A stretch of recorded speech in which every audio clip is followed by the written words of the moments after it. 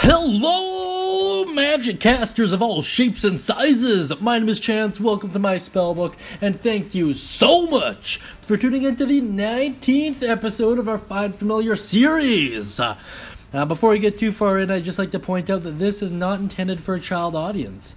That being said, I'd like to issue a small apology to you guys, or actually quite a big one. I made a mistake on the last couple of videos, and I have to redo these ones to correct it.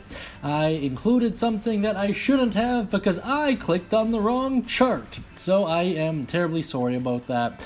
That being said, today we're going to be taking a look at the Imp, which is the first Pack to the Chain option we're going to be addressing on this channel.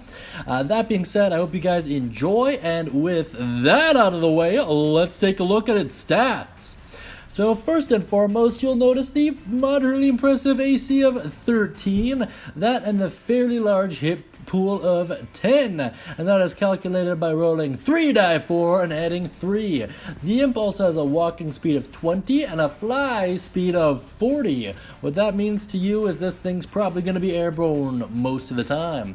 Looking at its stats, you'll see that -2 to strength is its lowest. Outside of that, it has no negatives, doing best in dexterity with a +3, followed up by charisma with a +2. Needless to say, this little guy is not only nimble but good with his tongue. Looking at his skills, that further reflects that previous statement, with +4 to deception, +3 to insight, +4 to persuasion, and +5 to stealth. Taking a look at its resistances, you'll note cold, as well as bludgeoning, piercing, and slashing, so long as they come from non-magical or silvered attacks. It's also immune to fire and poison.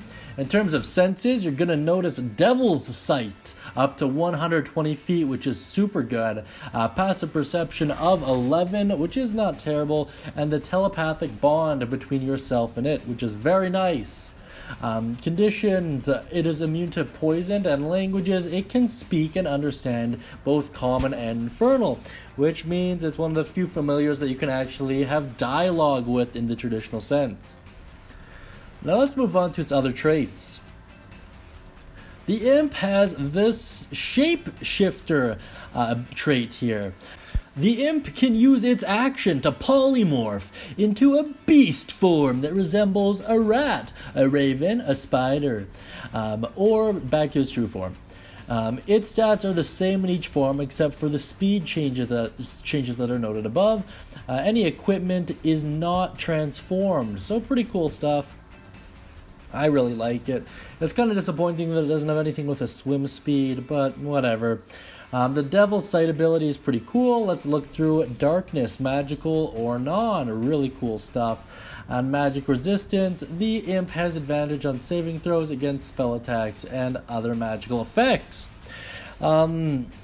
So this is actually the part I screwed up. The familiar tag doesn't technically apply to the Eldritch Invocation Imp. It applies to the variant familiar Imp, which I'll be addressing a little bit later on here. That being said, let's take a look at its actions, which are identical. The Sting, and it's considered to be a bite in beast form, by the way. It is a melee weapon attack with +5 to hit and the standard 5 foot of reach. It can only hit one target, and it deals 5 piercing damage, calculated by a die 4 +3. I'd actually roll that, why not?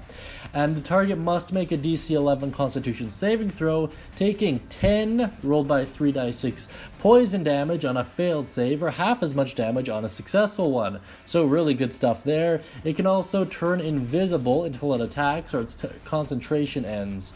And that's pretty cool as well. Please note that there is not a limit on that. So pretty cool stuff. I really like it. That'll about wrap up this video on the Imp.